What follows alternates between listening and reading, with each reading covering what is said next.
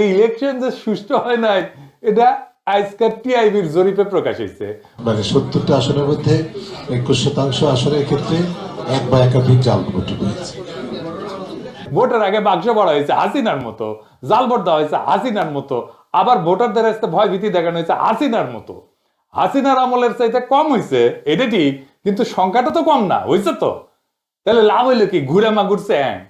এই ইলেকশনে কেমনি ইঞ্জিনিয়ারিং করাইতে পারে সেটা নিয়ে আদি একটা প্রেডিকশন দিছিল, সেটা শুনে নিয়ে আগে খুব স্পষ্টভাবে সহজ ভাষায় বলেছিল নির্বাচনে সরাসরি বুথ দখল না কইরাও ভিন্ন কৌশলে ফলাফল পাল্টে দেওয়া সম্ভব। খুব সাধারণভাবে বলা। আগে শুনেন কি কইছিল হাদি। এবার যেহেতু আমলারা সিল মারতে পারবেন না, আপনারা দেখেন এই মানে আমার হয় কি, আমরা যখন সিডাপের মতো একটা ভারী ভেন্যুতে কথা বলি তখন এত থিসিস অ্যান্টিথিসিস সিনথিসিস এরকম বলি যেগুলো জনগণ কানেক্ট করতে পারে কম। হিসেবটা খুব সোজা। সোজা হলো যে এই প্রত্যেকটা কেন্দ্রে, একটা কেন্দ্রে মিনিমাম 10টা বুথ থাকে। তো আমরা জানি একটা কেন্দ্রে একজন প্রিজাইডিং অফিসার থাকে, কয়েকজন অ্যাসিস্ট্যান্ট প্রিজাইডিং অফিসার থাকে, প্রত্যেক কেন্দ্রে আবার পুলিং অফিসার থাকে, এবং এই সবাই থাকে ওই উপজেলা বা জেলার লোকজন, মেইনলি স্কুলের টিচার, কলেজের টিচার, মাদ্রাসার টিচার, সাথে কিছু ব্যাংকার, এরা এখানে করেন।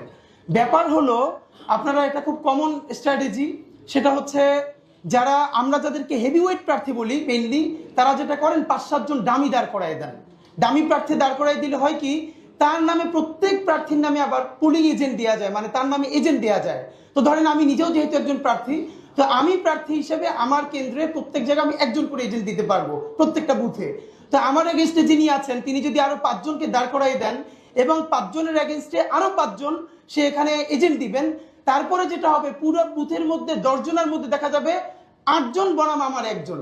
তো আমার একজন তো সে কুলে উঠতে পারবে না। এরপর ওইখানে সরকারি যে কর্মকর্তা থাকবে সে তো স্কুল টিচার ভাই, সে তো আসমান থেকে নাজিল হয় না, সে ওখানে আসছে একদিনে চাকরিটা করে হয়তো ওই দিন দায়িত্ব পালন করে 3-4 হাজার টাকা পাবে। এখন যেহেতু সেই ওই স্কুলে আবার চাকরি করা লাগবে, তার কোনো শক্তি নাই ওইখানে যারা দখল করতেছে তাদেরকে বাধা দেয়া, কারণ সে স্কুলেও ফিরতে পারবে না, কলেজেও ফিরতে পারবে না। শুনিছেন তো? নির্বাচন কমিশনের শুনে নাই, শুনিছে। করে নাই কেন? নির্বাচন কমিশনের উচিত ছিল না এটা আমলে নেওয়া, আমলে নিয়ে ব্যবস্থা নেওয়া? সেটা হয় না।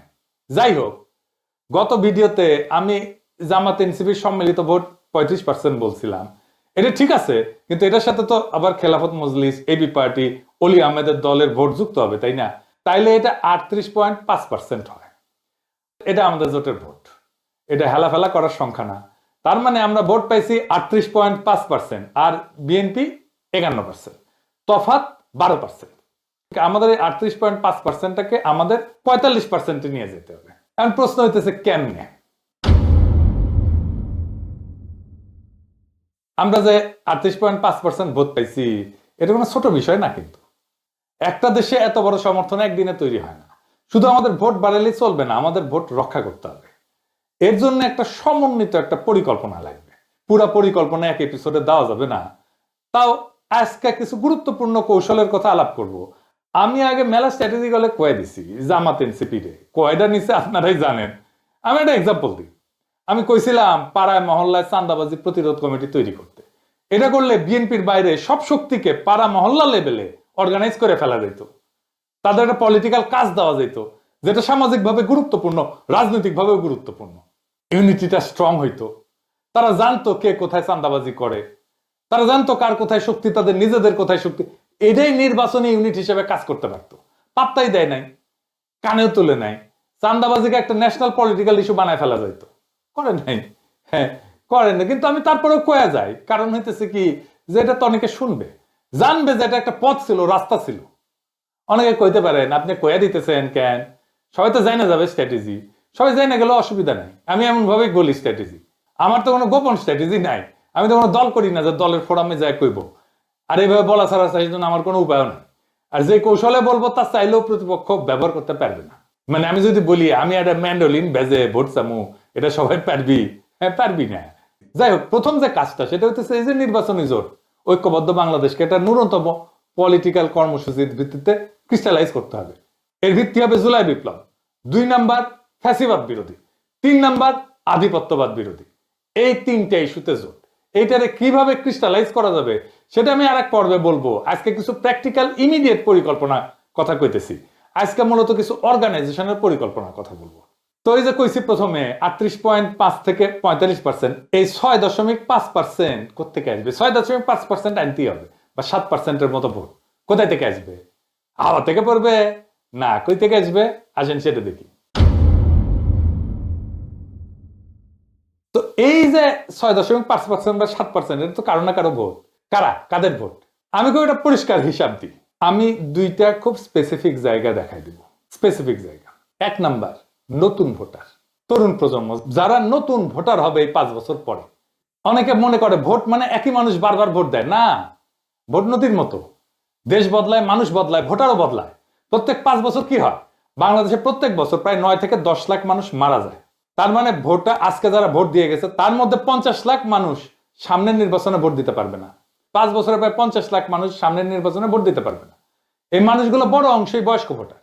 একই সময় নতুন ভোটার তালিকায় ঢোকে, কিছু ভোটার বাইরে যায়, মারা যায়, কিছু নতুন ভোটার তালিকায় ঢোকে। প্রায় 45 থেকে 65 লাখ তরুণ, কারণ আমাদের মৃত্যুর হার হচ্ছে জন্ম হার বেশি। তার মানে কি দাঁড়াইলো? 5 বছরে প্রায় 50 লাখ পুরনো ভোটার কমে যাবে, আর 50 থেকে 60 লাখ নতুন ভোটার ঢুকে পড়বে। মোট সংখ্যা খুব বেশি বাড়বে না, কিন্তু ভোটারদের চেহারা বদলে যাবে, ডেমোগ্রাফি বদলে যাবে, চিন্তা বদলে যাবে। এই পরিবর্তনটাই সুযোগ। যেই দল পুরনো সমর্থকদের ধরে রাখার রাজনীতি করে সে ধীরে ধীরে ছোট হয়ে যায়। যে দল নতুন ভোটারের মন জয় করতে চায় সে ভবিষ্যৎ দখল করে ফেলে। এন্ড হিসাবটা দেখেন, আমাদের হিসাব আছে 38.5%, আমাদের দরকার 45%। এই 6.5% তো বাড়াইতে হবে। মানে দেশে যদি মোট ভোটার 8 থেকে 9 কোটি হয়, তাহলে 6.5% মানে 50 থেকে 60 লাখ ভোট। এই সংখ্যাটা শুনে বড় মনে হয়, কিন্তু বাস্তবতা দেখেন প্রত্যেক 5 বছরে এই নতুন ভোটার ঢোকে 50 লাখের মতো। তার মানে নতুন ভোটারদের বড় অংশটাকে যদি আমরা ধরতে পারি, 6.5% পাওয়া এটা অসম্ভব না। তাহলে কি করতে হবে? কলেজ বিশ্ববিদ্যালয়ে শক্ত সংগঠন গড়ে তুলতে হবে। আমাদের তো আছেই কলেজ বিশ্ববিদ্যালয়ে, আমাদের সংগঠন শক্ত। ছাত্র সংসদ নির্বাচন দাবি করতে হবে, এটি গুরুত্বপূর্ণ। সমস্ত কলেজ বিশ্ববিদ্যালয়ে এখন ছাত্র সংসদ নির্বাচন হইতে হবে। তরুণদের জন্য আলাদা কর্মসূচি লাগবে, সোশ্যাল মিডিয়ায় শক্ত উপস্থিতি লাগবে।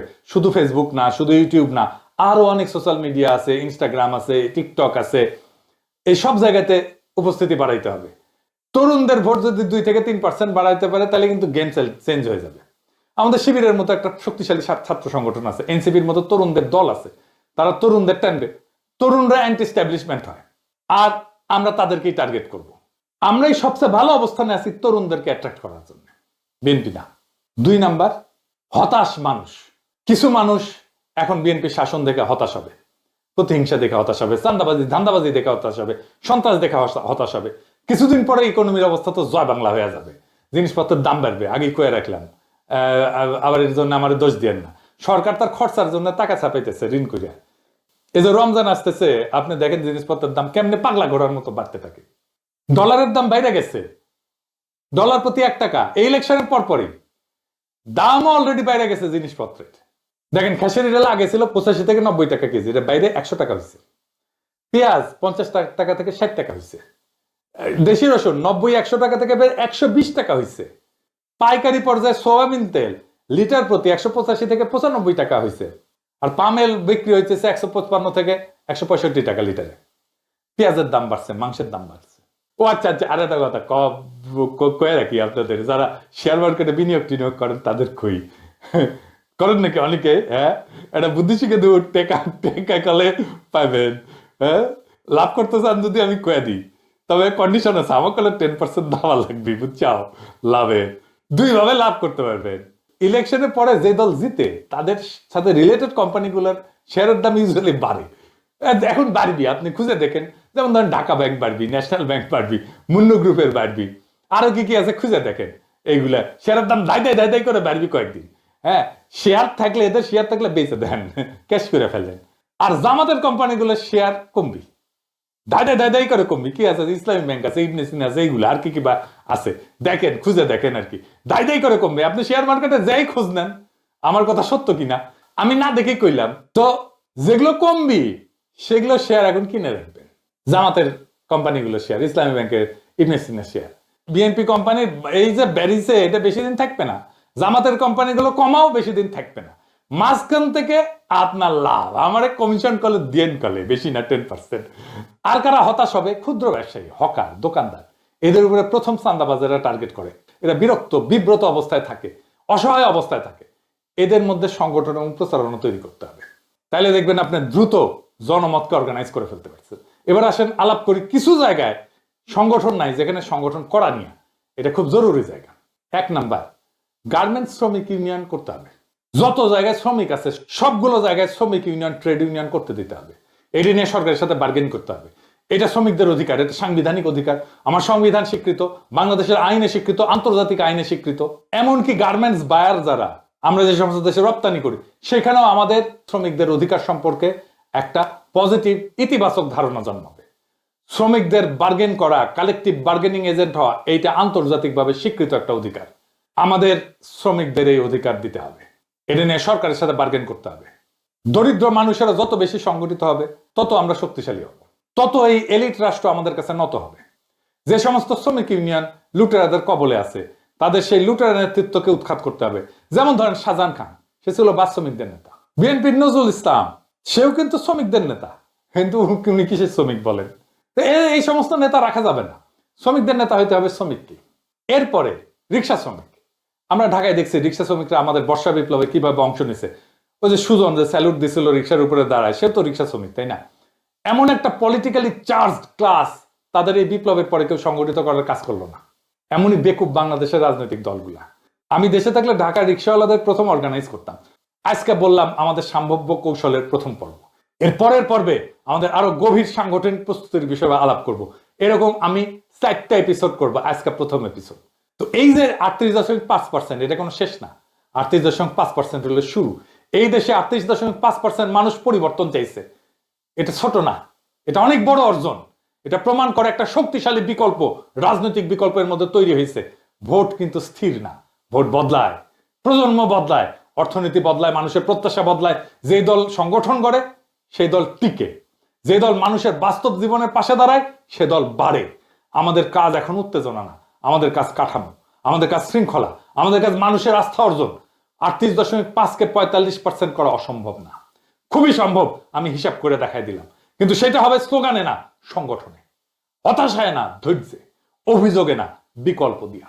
আজ যারা ক্ষমতায় আছে তারা সরকার চালাবে, ধান্দা করবে, টাকা পয়সা কামাবে এবং পাবলিকে বিরক্ত হবে তাদের উপরে। আর আমরা কাজ করব মাঠে, বাজারে, মানুষের কাতারে। 5 বছর পরে একটাই প্রশ্ন হবে।